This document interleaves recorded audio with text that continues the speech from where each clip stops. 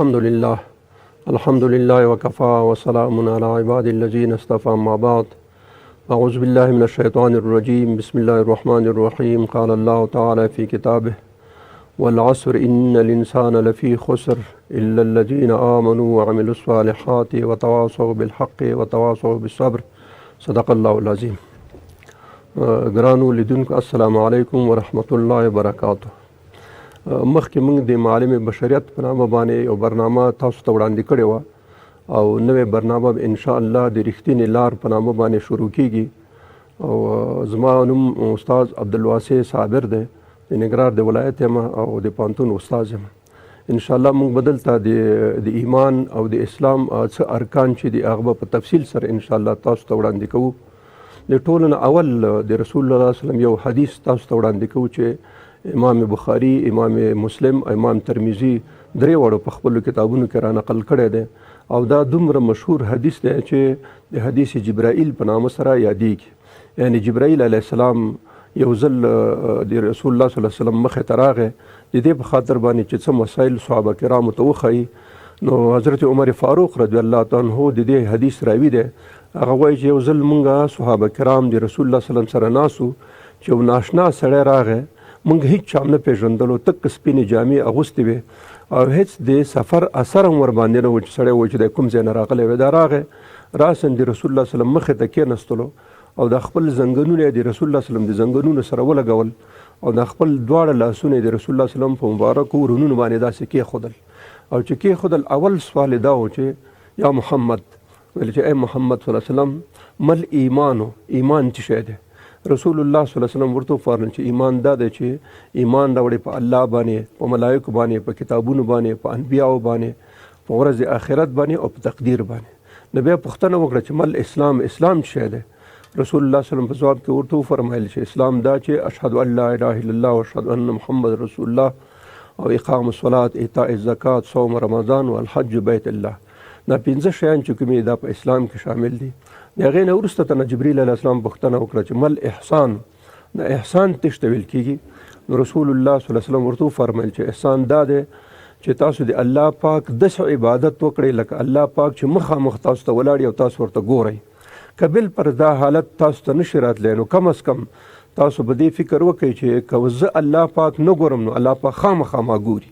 نو داسې احساس چې کله پیدا شو دې ته ویل کېږي د احسان درجه.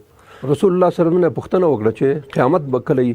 رسول الله صلی الله علیه وسلم ورته وفرمایل لکه څنګه چې ته په دې نه پوهېږې چې قیامت کله دی، زه هم دا معلومات نه لرم. نو جبریل علیه السلام بله پوښتنه دا وکړه چې خیر بعضې اشرات او د هغې نښانې راته ووایه.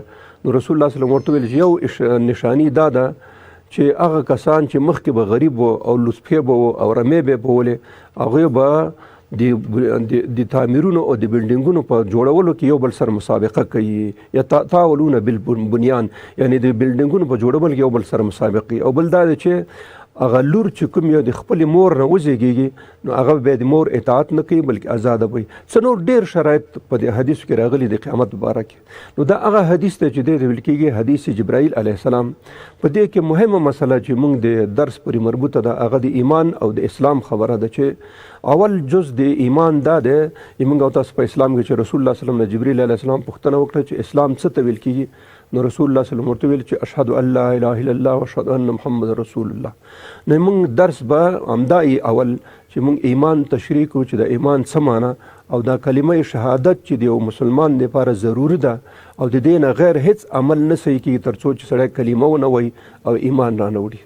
د ایمان په ارکانو کې شپږ ارکان شامل دي چې کوم حدیث کې بیان شوي، حدیث جبرائیل کې، چې ایمان دا دی چې ان تؤمن بالله وملائکته وکتبه ورسله والیوم الاخر والقدر خیره وشره من الله تعالی. دا شپږ دې ته شپږ ارکان ویل کېږي. اول رکن ایمان په الله باندې، دویم رکن ایمان په ملایکو باندې، دریم رکن ایمان په کتابونو باندې، څلورم رکن ایمان په انبیاء علیه السلام باندې، پنځم رکن ایمان په آخرت باندې او شپږم رکن دا ایمان دی په تقدیر باندې یا قضا او قدر چې موږ ورته ویل کېږي. دا شپږ ارکان دي. په دې ارکانو کې د ټول نه اولین رکن یا لومړنی رکن یا د ټولو نه مهم رکن چې دی هغه ایمان بالله دی، ایمان په الله جل جلاله باندې. اوس خبره دا ده چې ایمان په الله باندې راوړل څه مطلب دی؟ چې یعنی ایمان په الله باندې څنګه سره وړي. موږ او تاسو خو په خوله وایو چې آمنت بالله و ملائکته، خو ایمان په الله باندې موږ دې کې 15 شیان تشریح کوو چې کله سړی وایي چې آمنت بالله نو دا 15 شیان باید په ذهن کې او په زړه کې ورسره وي چې ایمان بالله نه مطلب دغه 15 خبرې دي. په ټولو نه اولینه خبره دا ده چې په ایمان بالله کې چې موږ او تاسو دا ومنو او دا قبول کو په زړه او په ذهن باندې چې الله موجود دی، الله شته دی. که یو سړی وایي چې الله نشته او الله موجود نه دی نو بیا خو د ایمان مسله نه کیږي. نو اولین شی چې انسان اقرار کوي په دې به کوي چې الله پاک موجود دی، الله پاک شته دی. نو دا شتون او دا موجودیت د الله پاک د ایمان بالله اولینه خبره پکې دا ده چې الله پاک سړی ومني چې موجود دی او شته دی. خو دا موجودیت او شتون د موږ او تاسو د اعمالو دپاره څه ګټه لري؟ اصلي خبره دا ده چې موږ وایو چې الله پاک موجود دی، الله پاک شته دی. نو په دې کې د موږ سره د دې مسلې رابطه څه ده؟ د موږ د ایمان سره د دې مسلې رابطه څه ده؟ او د موږ د اعمالو سره د دې رابطه څه ده؟ دا ان شاء الله اوس تشریح کوو چې الله پاک چې موجود دی نو دې اثرات د موږ په ټوله زندګۍ باندې پرېوځي او زموږ ټوله زندګي د اثر لاندې راولي. اوس مثالونه وایي چې که موږ او تاسو یو چا سره مخامخ کیږو چې هغه موږ هېڅ نه پېژنو، هېڅ هم ورسره اشنایي نه وي، نو کیدای شي اول ډېر ساده خبره ده چې کیدای شي موږ سلام پرې واچوو چې السلام علیکم، بس نور ته نه تیر شو. که لږ څوک ملګری ورسره وي نو کم از کم امدونه کوو چې د ملګري سره موږ ستړي مشې کوو، سلام په خیر ورسره وایو.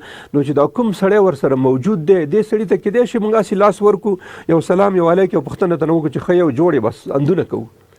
خو هغه کس چې موږ او تاسو پیژنو، لکه یو مثال ورکو، که یو څوک د موږ او تاسو ملګری او د هغه سره یو څوک ملګری بل راغلی او هغه ملګری موږ ته معرفي کوي چې دا پلانکی دی، دا وظیفه لري، دا وظیفه لري، دا وظیفه لري، نو خامخا موږ سړي ته دستي متوجه کېږي، موږ توجه هغه سړي ته پرېوځي چې دا سړی خو لکه چې مهم سړی دی. که یو ملګری موږ او تاسو ته مخې ته راشي او د هغه سره بل څوک موږ یې نه پېژنو، کېدای شي اول خالي لاس ورکو.